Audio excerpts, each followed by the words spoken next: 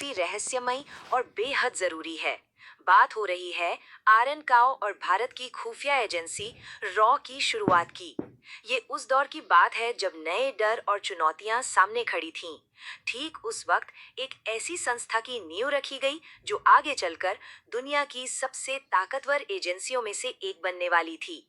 अब यहाँ सबसे बड़ा सवाल ये उठता है कि आखिर कोई देश बाहरी खतरों के खिलाफ बिल्कुल शून्य से, एकदम जीरो से अपनी ढाल कैसे बनाता है। ये एक बहुत बड़ी भूराजनीतिक पहेली है। सुरक्षा तंत्र कभी रातों रात नहीं बनते। इनके लिए जरूरत होती है एक मास्टर आर्किटेक्ट की, एक ऐसे शख्स की जिसके पास आने वाले कल की चुनौतियों को भांपने और उनका सामना करने का साफ विजन हो। और दरअसल यही हमारी आज की कहानी की बुनियाद है। हम बात कर रहे हैं रॉ की, यानी रिसर्च एंड एनालिसिस विंग की। ये भारत की अपनी खुफिया एजेंसी है। इसका गठन खास तौर पर इसलिए किया गया था ताकि देश को बाहरी खतरों से पूरी तरह सुरक्षित रखा जा सके। उस वक्त देश के सामने ऐसे हालात थे जहां एक मजबूत बाहरी ढाल का होना एक सख्त जरूरत बन चुका था। तो इस ढाल को आकर आखिर किसने दिया? ये थे आरएन काओ, एक सच्चे आर्किटेक्ट। एक आर्किटेक्ट का काम सिर्फ ब्लूप्रिंट बनाना नहीं होता ना, उसका काम तो एक ऐसी इमारत खड़ी करना होता है जो बड़े से बड़े तूफानों में डटी रहे। आरएन काओ ने ठीक यही किया। उन्होंने न सिर्फ एक संस्था का निर्माण किया, बल्कि देश की आत्मरक्षा के पूरे नजरिए को ही एक नया आकार दे दिया। उनके इस शानदार नेतृत्व को ठीक से समझने के लिए इस सफर के 3 सबसे अहम पड़ावों को देखना होगा। ये साल हैं 1968, 1971 और 1975। इन्हीं 3 सालों में रॉ ने अपनी शुरुआत की, अपनी सबसे बड़ी परीक्षा का सामना किया और हाँ, भू राजनीतिक इतिहास को पूरी तरह से बदल कर रख दिया। तो इस दिलचस्प इतिहास की शुरुआत होती है हमारे पहले पड़ाव से, यानी साल 1968। यही वो साल था जब आरएन काओ ने आधिकारिक तौर पर रॉ की स्थापना की थी।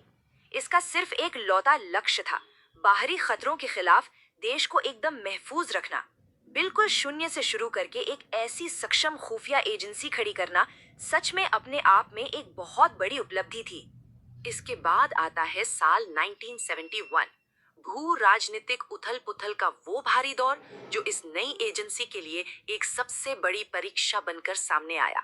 1971 में आरएन काओ के नेतृत्व में आरएनडब्ल्यू ने 2 अलग अलग मोर्चों पर अपना दमखम दिखाया। पहला, भारत पाकिस्तान युद्ध में देश को विजय प्राप्त करने में मदद की, और दूसरा, बांग्लादेश के निर्माण में एक निर्णायक भूमिका निभाई। इन दोनों ही ऐतिहासिक घटनाओं में इस एजेंसी का काम बेमिसाल माना जाता है। इसके बाद एक और बहुत ही अहम मोड़ आता है साल 1975 में। 1975 में सिक्किम को भारत का हिस्सा बनाने की भू राजनीतिक प्रक्रिया चल रही थी। इस एकीकरण के दौरान शांति और स्थिरता बनाए रखने में काओ और उनकी एजेंसी के काम को बेहद महत्वपूर्ण माना गया। अब तक ये पूरी तरह साफ हो चुका था कि रॉ किसी भी बड़ी चुनौती से निपटने के लिए बिल्कुल तैयार है।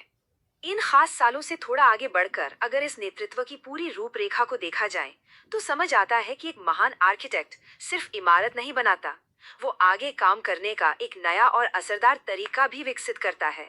तो इस एजेंसी को इतना ताकतवर बनाया कैसे गया? दरअसल इसके पीछे 2 मुख्य नीतियां काम कर रही थी। पहली थी स्मार्ट रणनीति और दूसरी विदेशी खुफिया एजेंसियों के साथ बनाए गए मजबूत संबंध।